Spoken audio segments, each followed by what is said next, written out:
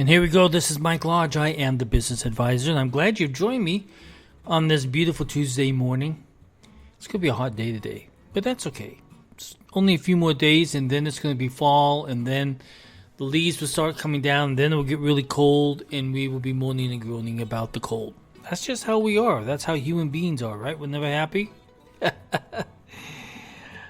I hope everyone went out and had a good Labor Day. Hope you took the day off, spent time with family and friends, had a good meals, some hot dogs. We have a good community where I live, and so they had a party. I did not go because I was not feeling well at all. Both Saturday and Sunday and Monday, I just did not feel well. I didn't even do a podcast because I just didn't feel well. It could be old age. It could be something else. I'm not quite sure what it is, but it was one of those weekends where I just kind of stayed in bed and just watched television and didn't do anything. I just did not feel well. I'm feeling better a little bit this morning, but I'm getting there. So as you're sitting in bed, I had my cell phone in front of me, and I was over in Threads. Have you been in Threads? Threads is the new Twitter for Facebook, Instagram. And if you're ever in that space, some of your people that are on Instagram have flowed over into Threads. But then there's a lot of other people who have moved over in there. And I tell you, some of the comments are really, I don't know if they're anti-American or just anti-everything or just mean, just plain mean. And they're not very well thought out. And so yesterday, as I was sitting there, minding my own business, kinda, the actor George Takei, I don't know if you remember him. He was in not Star Wars, but oh my gosh, I can't remember what the name of his TV show was. Anyway, he was in a TV show. He put out a remark. And now, if you ever read any of George Takei, he is really a nasty old man all the time. Honestly, that's what he is. All of his comments that come out of him are nasty and they're old. Well, he's about 80-some years old, but it's just one of those things that when you read his comments, they are just really mean. So he put out this post yesterday. And it goes, if a GOP politician wishes the world a happy Labor Day, ask them if they support right-to-work laws. If so, as most in fact do, call them out. You can't be pro-Labor Day and anti-union. Well, if you know anything about right-to-work laws, these are in states where you have the right to work without a union contract. You have the right to leave your job at any time without any questions asked. And an employer is also able to fire you at any given time. So it's a fair and balanced method for businesses and also employees to deal with each other. And there's nothing wrong with it, except George Takei wants everybody to be union. That's his whole goal. As an actor, he wants everybody to be union. So I responded back to him. I said, right-to-work laws are important for small businesses. The right-to-work legislation reduces the incentive for unions to target our businesses. As a result, we can offer our employees more competitive wages, eliminate mandatory dues, and boost the local economy. Right-to-work is vital for the small business community. The biggest expense for a business is wages. We provide jobs to our local communities. We survive through a right to work. If you get rid of it, you kill off small businesses, in which it would, because as I've told you before, small businesses operate on the very thin margins of either going under or staying in business. You have those two options. That's about it. And so small businesses are working so hard at working with their employees to provide them with fair compensation and everything else. So this individual, I'm not going to mention his name, but if you look at his account, he has a big red fist up in the air, so you kind of know which way he's leaning when you see that. He responds back. And he goes, objectively false on all claims. He didn't say anything important there. It's just that he's just saying, I'm wrong. So I responded and I said, wrong. And then he responded back and he says, not even a little bit? I said, nope. You're wrong and you know it. That's what he responded back to me. And I said, no, because I have operated, owned, and advised businesses since 1984. I speak from experience.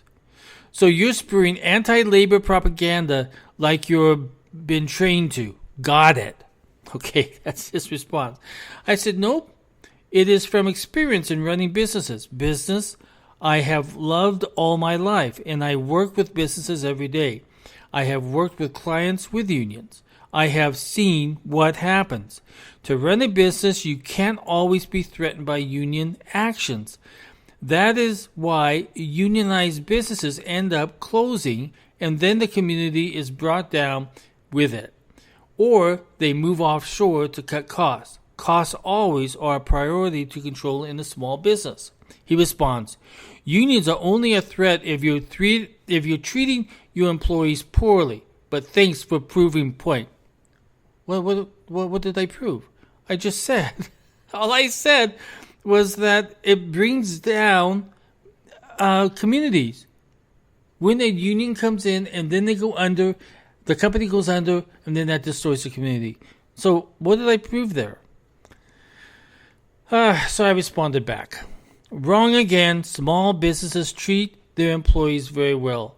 They get more respect than in any union. We treat our staffs with respect, moving them forward. No union does that and never will. And in fact, it is a fact of business life. We want our employees to succeed. They are not just a number in a union. The only factual part, he responds, the only factual part was the Freudian slip in the last sentence. What? My last statement says they are not just a number in a union. In other words, employees in the private world are not a number. They are individuals and they count. And I responded, no slip, I stand by my statement. So you agree, he responds. So you agree that in a union, you are not just a number. Got it. I never said that. I said, in a small business, you're not just a number. In a union, you are. They collect your dues and then waste them. Then he responds, that's not what you said, and that's also not true. Nice try. I responded, I stand by my last statement.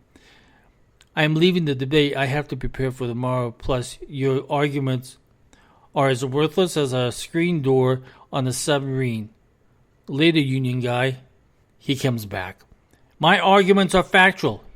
He didn't make any factual arguments. Zero factual arguments. That's why you're running away, because your anti-worker propaganda isn't working on me. Okay. Going back. I responded. And by the way, LOL, you're not working for me. And he says, I would never work for you. I said, okay, enough. I have to get my schedule ready for tomorrow. Take care and hope you had a great Labor Day. His response, remember to smile when you face the wall. What wall? So I didn't know what wall he was talking about. So I responded back, you're a bit late. The wall was taken down during Reagan's time. Catch up. And then he goes, ha ha ha, you'll see. Now, I don't know what he meant by the wall. I have no idea what he meant by the wall. It doesn't make any sense. But this is a type of arguments that you get into when you get onto this thread stuff. In Twitter, I have no arguments whatsoever. I report what I'm reporting. People will ask me questions, and that's it. No one's calling each other names. No one's trying to put the other person down. It's just a good conversation. So when you talk about hate speech on Twitter, I haven't seen one bit of hate speech at all. Zero. So I don't know what they're talking about. But if you go to threads, that's where you will find the hate speech.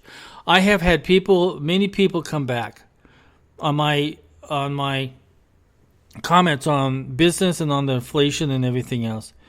And there was one lady. Let's see, where is she? I'm trying to find her at the moment. There's been so many people. Oh, I think it's this one. You seem to be mostly ignoring the perspective of your employees. I said, LOL. My employees have always been my assets and my advisors. Leaders listen to the workforce. If not, you're just a union. And then she responds back, that sounds rhetoric. I am a writer. Your use of language like targeted suggests any anti-union position. Suggests an anti-union position. Couldn't small businesses in a field work together to pay union scale prices? Aren't there other options? I feel you're attempting to create an economy. So this lady, absolutely, as soon as she's losing an argument, she comes up with her experience as a writer. And then started to point the fingers at me of doing all sorts of different things. And the answer to her question is, no, we all can't come together and pay union wages. We have different types of businesses. We have different types of skills. We have different types of technology. We have different types of individuals that we're hiring.